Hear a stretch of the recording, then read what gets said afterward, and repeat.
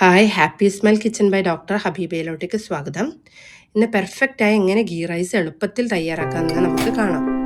ആദ്യം ഒരു പാന് ചൂടാക്കാം. അതിലേക്ക് അല്പം ഓയിലും നെയ്യും ചേർക്കാം. ഇവിടെ ഞാൻ കോക്കനട്ട് ഓയിലാണ് യൂസ് ചെയ്യുന്നത്. അതുപോലെ തന്നെ ഒരു 1.5 to 2 table spoon ghee use ചെയ്യുന്നുണ്ട്. ഗീ യൂസ് ചെയ്യുന്നത് അധികമാകുമ്പോൾ നമുക്ക് ഗീ റൈസിന് നല്ലൊരു ടേസ്റ്റ് കിട്ടാം. നെയ്യ് ചൂടായാൽ അതിലോട്ടേക്ക് നമ്മുടെ ഗ്രാമ്പൂ, പട്ട, ഏലക്ക, കുറച്ച് ചെറിയ ജീരകം ആഡ് ചെയ്യാം. ഇതാണ് നമ്മുടെ റൈസിന് നല്ലൊരു മണവും ഫ്ലേവറും നൽകുന്നത്. അതിനുശേഷം ചെറുതായി അരിഞ്ഞ സവാളയും ക്യാരറ്റും ആഡ് ചെയ്യാം. ഈ ക്യാരറ്റ് നമ്മുടെ റൈസിന് നല്ലൊരു ഫ്ലേവറും അതുപോലെ തന്നെ കളറും ആഡ് ചെയ്യും. പിന്നെ അതിനുശേഷം നമുക്ക് വെള്ളം ആഡ് ചെയ്യാം. 1 ഗ്ലാസ് അരിക്ക് 1.5 ഗ്ലാസ് വെള്ളം എന്ന രീതിയിലാണ് ഞാൻ എടുക്കുന്നത്. അതിനുശേഷം ഉപ്പ് ആഡ് ചെയ്യാം.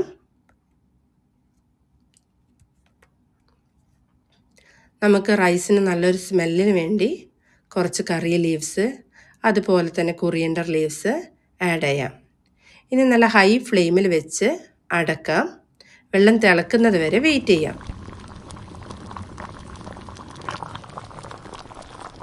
കണ്ടോ, വെള്ളം നല്ലോണം തിളച്ച് വരുന്നുണ്ട്.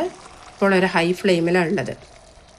നമ്മളപ്പോഴെന്ത് ചെയ്യും, നമ്മുടെ കഴുകി വെച്ച ജീരകശാല, ഞാൻ ഇവിടെ യൂസ് ചെയ്യുന്നത് ബർദ്ധമാൻ്റെ ജീരകശാല റൈസാണ്. അത് നന്നായി കഴുകി വെച്ചത് ഈ ഹൈ ഫ്ലെയിമിലുള്ള വെള്ളത്തിലോട്ടേക്ക് ആഡ് ചെയ്തു.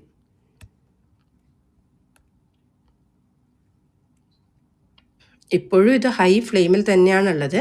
നന്നായി ഒന്ന് മിക്സ് ചെയ്ത് കൊടുക്കാം. എല്ലാ രീതിയിലും എത്തുന്ന രീതിയിൽ. ഉപ്പ് വേണമെങ്കിൽ നമുക്ക് ടേസ്റ്റ് ചെയ്യാം. എന്നിട്ട് ആവശ്യത്തിന് ഉപ്പ് കുറവാണെങ്കിൽ ഉപ്പ് ആഡ് ചെയ്യാം.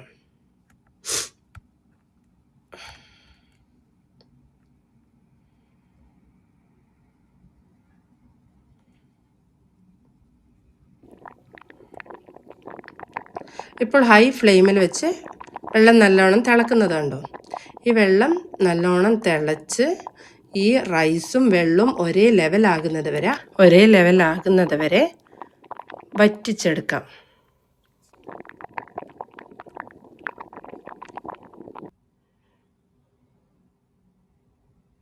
വെള്ളം കൂടുതലായി വറ്റിയാൽ ഫ്ലെയിം ലോ ആക്കി മൂടി വെക്കാം. ഏകദേശം 10 മിനിറ്റ് ഇങ്ങനെ വേവിക്കാം. അതിനുശേഷം മൂടി തുറന്ന് അരി ഒന്ന് മെല്ലെ ഇളക്കി മറിക്കാം.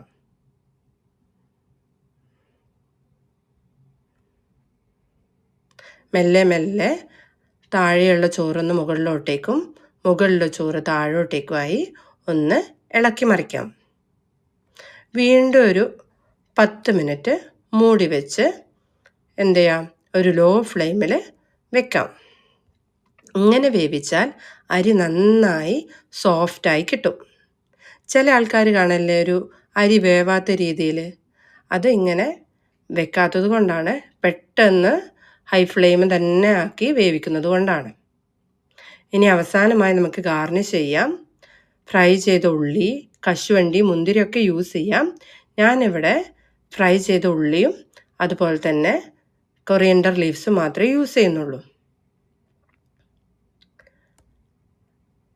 കണ്ടോ, ലുക്കും ടേസ്റ്റും ഇപ്പം പെർഫെക്റ്റ് ആയിരിക്കും ഇങ്ങനെ ചെയ്താൽ. ഇനി നമ്മുടെ super tasty ghee rice ready ആയിട്ടുണ്ട്. ഈ റെസിപ്പി നിങ്ങൾക്ക് ഇഷ്ടമായാൽ ലൈക്ക് ചെയ്യാനും സബ്സ്ക്രൈബ് ചെയ്യാനും മറക്കരുത്.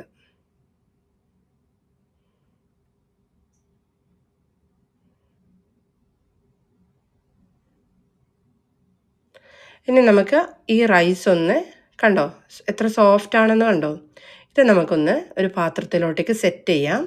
വിളമ്പാൻ വേണ്ടി ഒന്ന് ജസ്റ്റ് നമുക്കൊരു പാത്രത്തിലോട്ടേക്ക് സെറ്റ് ചെയ്തെടുക്കാം.